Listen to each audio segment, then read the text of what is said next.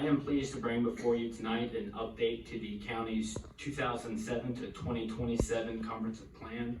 The purpose of this update is to include the Madison Heights conceptual master plan as Appendix B to the recently updated county staff has worked with EPR, the agency contracted to draft the master plan, a steering committee that included county department heads and county leadership from the Planning Commission, EDA, and Board of Supervisors, and most importantly, Amherst County citizens. Todd Gordon with planning and engineering firm EPR in Charlottesville.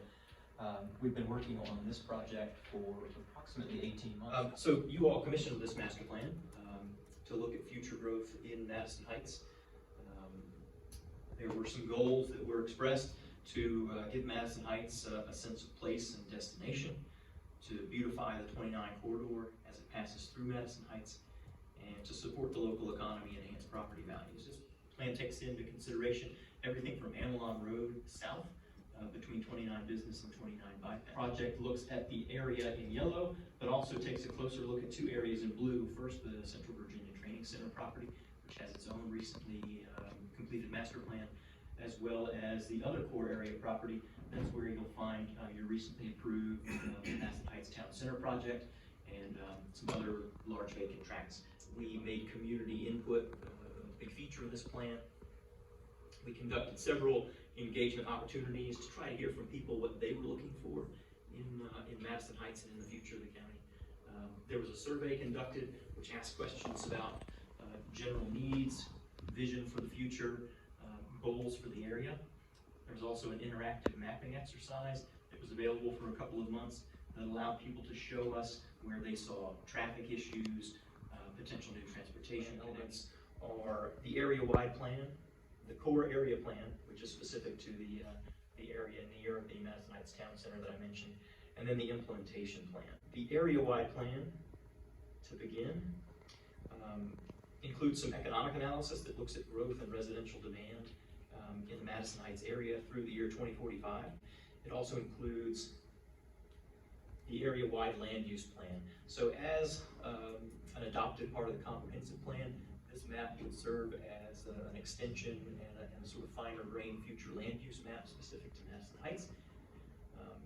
Shown on the area-wide land use plan are 11 land use types. So the location of potential residential development, potential commercial development, institutional, industrial, and so on, with some guiding language about density and the character of planned development. Specific study, including looking very closely at the topography, existing land use, slopes, and so on. Sort of an interesting condition that the rezoning for the Madison Heights Town Center was approved while this project was going on. So from that point, we included that project as an existing condition and moved forward with planning for surrounding properties and how they might develop in concert. Several elements in here. One of those elements is gateways and signage.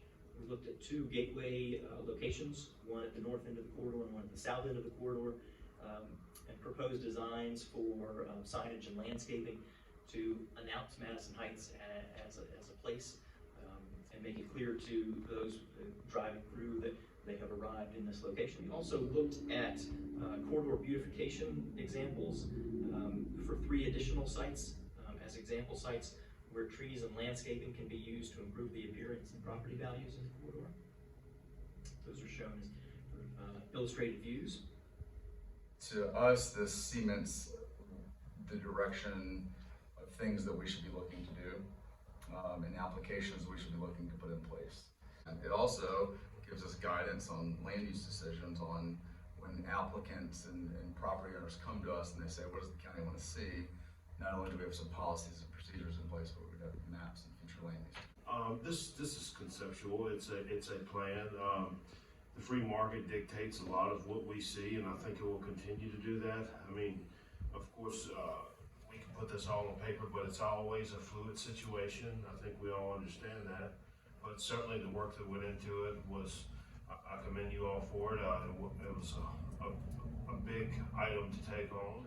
Things will change in the future, as far as, you know, the free market will dictate. Whether 1,200 homes are built within the next couple of years or the next 20 years, it's hard to say, because mortgage rates are at all-time high. There's things that could happen. So, of course, we're going to keep an eye on what does happen. I know that the school system has actually been down in enrollment for probably the last 15 to 20 years. So, I think we even closed the school. So, hopefully this will help reinvigorate it and bring more people into the community.